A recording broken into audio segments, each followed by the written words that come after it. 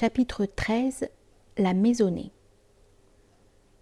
Le jeune marié quitta la maison de son oncle et s'en alla vivre dans celle de sa femme. Khadija fut non seulement une épouse, mais aussi une amie pour son mari, partageant ses aspirations et son idéal dans une mesure peu commune. Leur union fut merveilleusement bénie et heureuse, même si elle connut aussi son lot de chagrin et de deuil. Khadija lui donna 6 enfants, 2 fils et 4 filles. Leur premier-né fut un garçon nommé Qasim, ce qui valut à Mohammed le surnom d'Abul Qasim, père de Qasim. Mais l'enfant mourut avant son 2e anniversaire. Ensuite vint une fille qu'ils appelèrent Zainab. Elle fut suivie de 3 autres filles, Ruqayya, Kulthum et Fatima, puis d'un second fils qui vécut peu de temps. Le jour de son mariage, Mohammed affranchit Baraka, la fidèle esclave qu'il avait héritée de son père. Et le même jour, Khadija lui fit cadeau d'un de ses propres esclaves, un adolescent de 15 ans nommé Zaïd. Ils marièrent Baraka à un habitant de Yatrib dont elle conçut un fils dénommé Ayman, d'après lequel on l'appela désormais Ayman, la mère d'Ayman. Quant à Zaïd, c'est Hakim, le neveu de Khadija, fils de son frère Hizam, qui l'avait acheté récemment, ainsi que quelques autres jeunes gens à la grande foire de Oukaz. Alors que sa tante lui avait rendu visite peu de temps après cet achat, Hakim avait fait venir ses nouveaux esclaves et avait invité sa tante à en choisir un pour elle. Son choix s'était porté sur Zaïd. Zaïd était fier de ses ancêtres.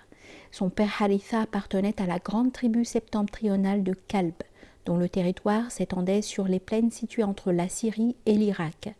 Sa mère était de la tribu voisine de Taï, non moins illustre, dont l'un des chefs à cette époque était le poète chevalier Hatim, célèbre à travers toute l'Arabie pour son esprit chevaleresque et sa fabuleuse générosité.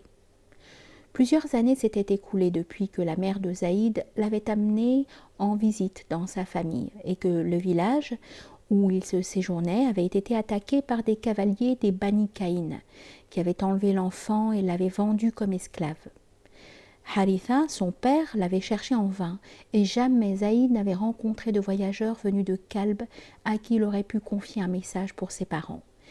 Mais la Kaaba attirait des pèlerins de toutes les contrées d'Arabie, et un jour, durant la saison sacrée, plusieurs mois après qu'il fût devenu l'esclave de Mohammed, Zaïd vit un groupe d'hommes et de femmes de sa propre tribu et de son clan dans les rues de la Mecque.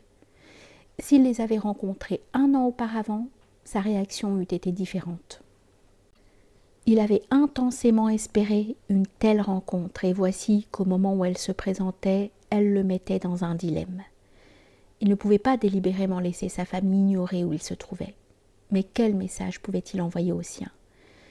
Quelle qu'en fût la substance, il savait, en vrai fils du désert, que seul un poème serait adéquat en cette circonstance.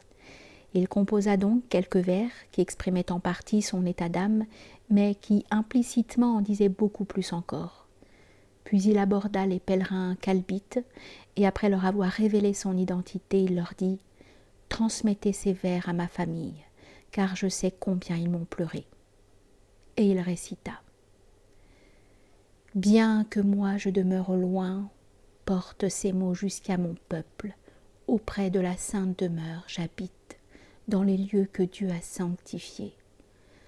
Laissez donc les chagrins qui vous ont tourmentés, et ne fatiguez pas vos chameaux à parcourir pour moi la terre, car, louange à Dieu, je suis dans la meilleure des nobles familles, celle dont tout le lignage est auguste. »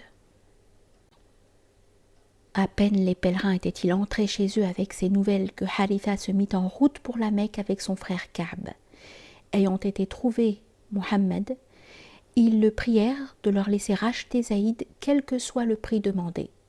« Laissons-le choisir, dit Mohammed, et s'il choisit d'aller avec vous, il vous appartiendra sans aucune rançon. S'il me choisit, je ne suis pas homme à placer qui que ce soit au-dessus de celui qui m'a choisi. » Il appela alors Zaïd et lui demanda s'il connaissait les 2 hommes. « Celui-ci est mon père, dit le jeune homme, et celui-là mon oncle. »« Moi, tu me connais, dit Mohammed, et tu as éprouvé ce qu'est ma compagnie. Choisis donc entre eux et moi. » « Or, le choix de Zaïd était fait, et il répondit sur-le-champ. Je ne saurais donner à nul homme la préférence sur toi. Tu es pour moi comme mon père et ma mère. Comment peux-tu, ô Zaïd s'écrièrent les hommes de Kalb. Vas-tu préférer l'esclavage à la liberté, ainsi qu'à ton père, à ton oncle et à toute ta famille? Il en sera ainsi, dit Zaïd, car j'ai vu, venant de cet homme, des choses telles que jamais je ne pourrais choisir quiconque au-dessus de lui. Muhammad coupa court à toute nouvelle discussion et demanda aux hommes de se rendre avec lui à la Kaaba. Là, se tenant debout dans le Hijr, il proclama d'une voix forte: « Ô vous tous qui êtes présents, soyez témoins que Zaïd est mon fils. Je suis son héritier et il est le mien. » Le père et l'oncle durent se résigner à prendre le chemin du retour sans avoir atteint l'objectif de leur voyage. Mais ce qu'ils avaient à relater à leur tribu au sujet de la profonde affection mutuelle qui avait suscité cette adoption ne manquait pas de grandeur. Lorsqu'ils virent que Zaïd était libre, que sa position était honorable, qu'il était promis à un rang élevé parmi les dignitaires du sanctuaire et que cette situation pourrait profiter à ses frères et à ses autres parents dans les années à venir, ils se rassurèrent et partirent sans amertume.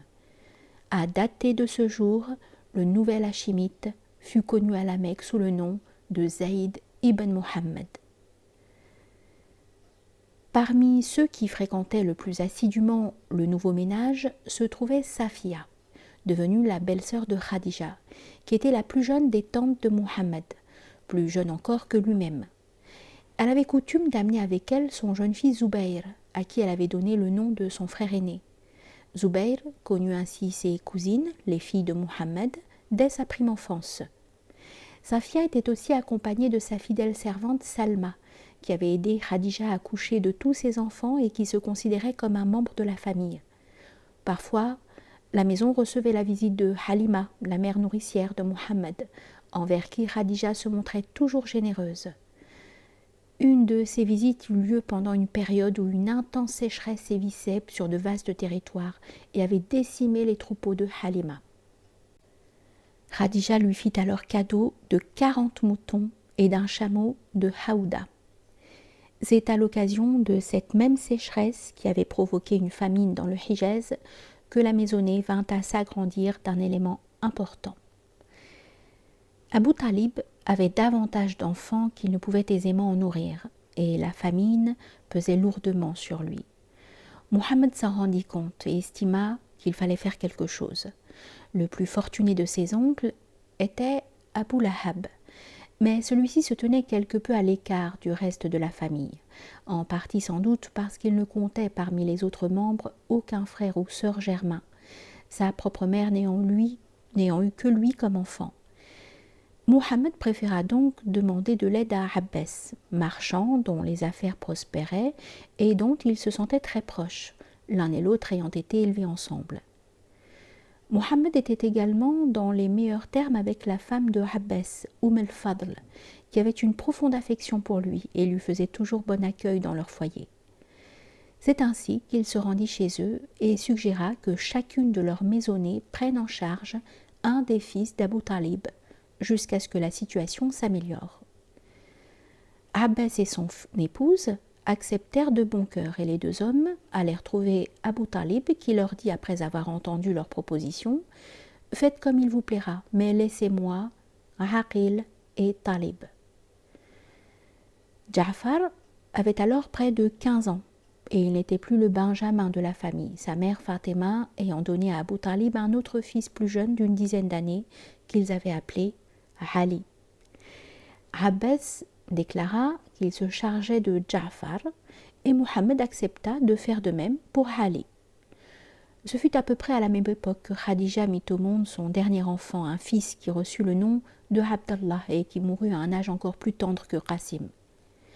Il fut d'une certaine façon remplacé par Ali, lequel fut élevé comme un frère parmi ses 4 cousines, étant à peu près du même âge que Ruqayya et Kulthum, un peu plus jeune que Zaynab et un peu plus âgé que Fatima. Ces 5 enfants et Zaïd formaient la famille immédiate de Muhammad et de Khadija. Mais il y avait beaucoup d'autres proches parents pour lesquels Mohammed ressentait un profond attachement et qui devaient être appelés à jouer un rôle plus ou moins important dans les événements qui seront relatés ici. L'aîné de ses oncles, Harith, qui maintenant était mort, avait laissé de nombreux enfants, dont l'un, Abu Sufyan, était à la fois le cousin de Mohammed et son frère de lait, car il avait eu pour nourrice Halima chez les Bani Saad, quelques années après Mohammed.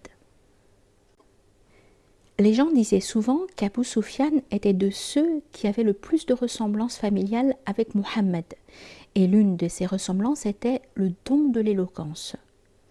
Cependant, Abu Sufyan était un poète de talent, peut-être plus doué encore que ses oncles Zubayr et Abu Talib, tandis que Mohammed n'avait jamais fait preuve de la moindre inclination à composer un poème, bien qu'il fût sans rival pour sa maîtrise de l'arabe et la beauté de son discours.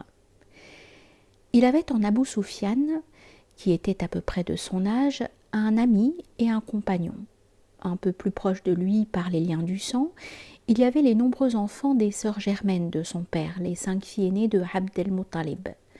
Parmi les plus âgés de ses cousins se trouvaient les enfants de sa tante Umayma, qui avait épousé un homme nommé Jahsh, de la tribu arabe septentrionale des Assad, lequel possédait une maison à la Mecque. Or, il était possible, pour un homme vivant parmi les gens d'une autre tribu que la sienne, de devenir par alliance mutuelle le confédéré d'un membre de cette tribu, à laquelle il s'intégrait ainsi en partie, partageant dans une certaine mesure ses responsabilités et ses privilèges. Harb, qui était alors le chef de la branche omeyyade du clan de Abd Shams, avait fait de Jahsh son confédéré, si bien que l'on pouvait dire d'Umayma qu'en épousant Jahsh, elle avait pris époux parmi les Shamsites.